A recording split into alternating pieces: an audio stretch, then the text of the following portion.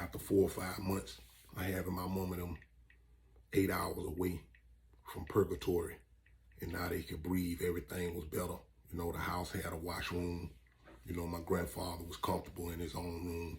My sister, she had a newborn at the time. She was comfortable in her own room. So I was happy. I was happy for them. I went and bought a few B-list cars so they can, you know, move around a little bit, and I could show them things. I had to get all this stuff, you know, transferred up this way, all the address changes and stuff of that nature. But anyhow, my guy called me and he said, I need you to come to the house ASAP. You know, I hadn't spoke to him in about a week or two. So, you know, we was rolling heavy then. So when I came to the house, I noticed a few jet skis out in the yard. That was kind of funny to me because, you know, you ain't used to pulling up to somebody of our color and seeing them with jet skis in the yard or whatever. So when I went in, he greeted me with a strong hug and a strong handshake like he always do.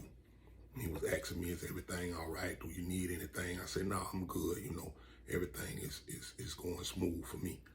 So he was like, I need to show you something. He said, go under the steps in the closet there and tell me what you see. When I walked under there and seen all them bricks he had under there, I couldn't believe it. I was astonished. I couldn't believe it. I thought maybe he had went and, you know, took somebody's head off or something. So he was like, I met them peoples. So I was like, man, what you gonna do with all this? He say, first of all, I need you to start stirring some of these up. He used to call it stir fry. I need you to stir fry a couple of these up for me or whatever. So I was like, man, I don't know, bro, that's a lot. So he said, just a few, what you gonna charge me? I said, I don't know, you know, cause my phone ringing. I can't be in here doing that like that.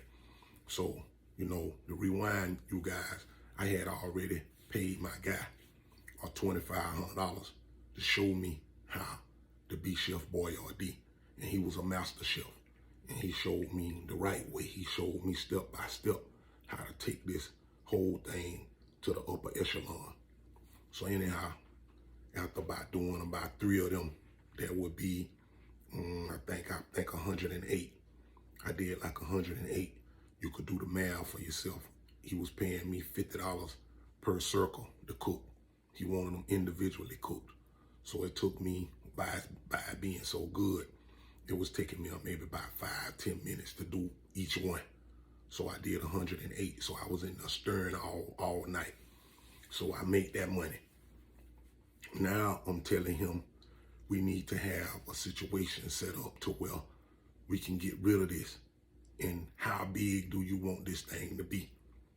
And he was just telling me, he was like, man, I got the plug. So we can just do whatever. You could do whatever you want. Whatever you want to do, I'm here because of you. And I say, nah, we here because of each other. You could do whatever you want to do. So to carry on, he liked to gamble. I don't. He was like, man, I'm going to Tallahassee. And I'd like you to go to Tallahassee with me and drive. So, you know, I already described to you guys, I had a masterful Chevrolet Dump, a masterpiece. It was a masterpiece. And the driver, me, I was a masterpiece. It all fit together like a hand in a glove.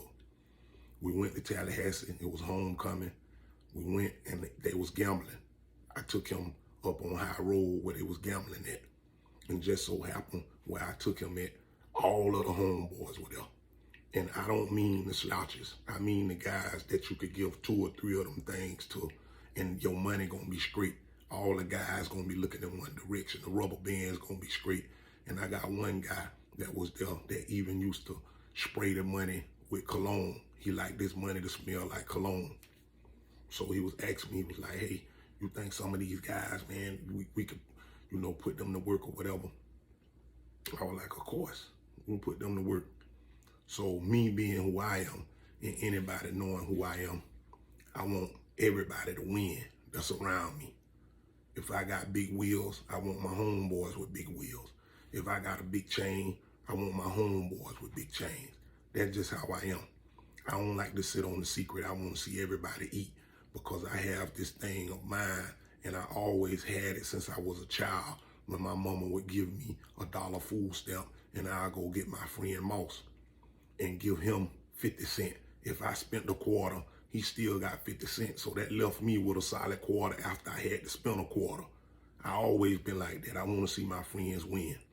So I got 3 guys from there. So I know that can make 10 move. And back to under the steps, he showed me 65 of them, the long way. So you can do 65 times 36. That was at my disposal.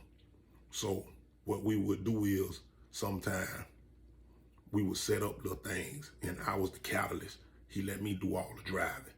I would set the deal up to where we was going to a little park up here in Bluntstown. And that's where we called it Chunky Sunday. And we would go up there and a lot of people would see us up there flexing big and, you know, being humble to the situation, but at the same time, keeping our eyes on them snakes. And that place set in the middle of Tallahassee and Panama City. And that allowed me to set up meetings for the Cocaine Olympics. That allowed me to set up meetings for the Cocaine Olympics.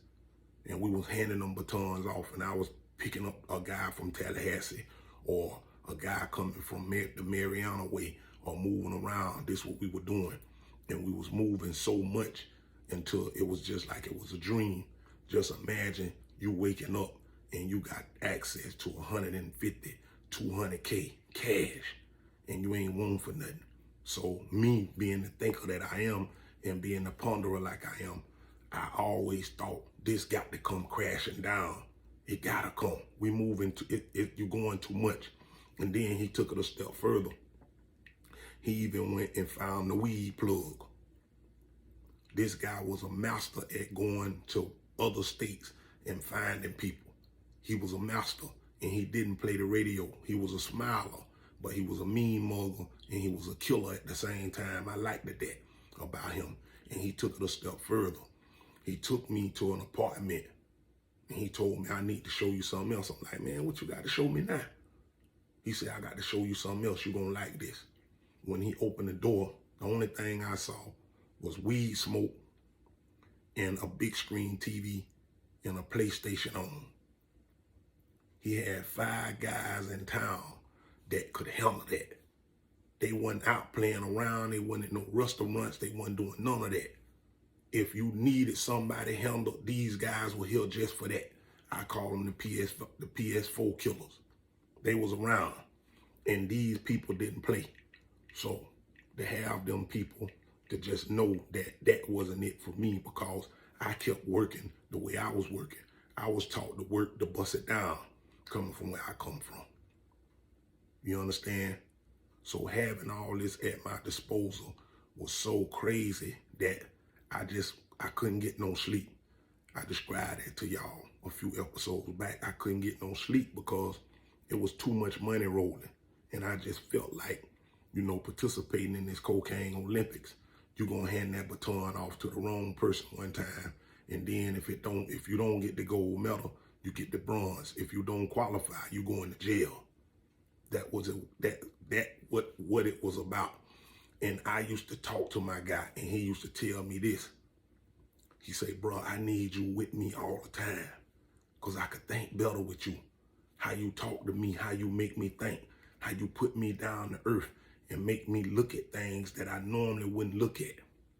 But I couldn't be with him, though, because I had my own thing I had to take care of. I had to be in the country. I had to make sure them people were straight. So he had to hire other people to go in there, the Chef Boyardee, because I couldn't do that. I had my own team I had to run.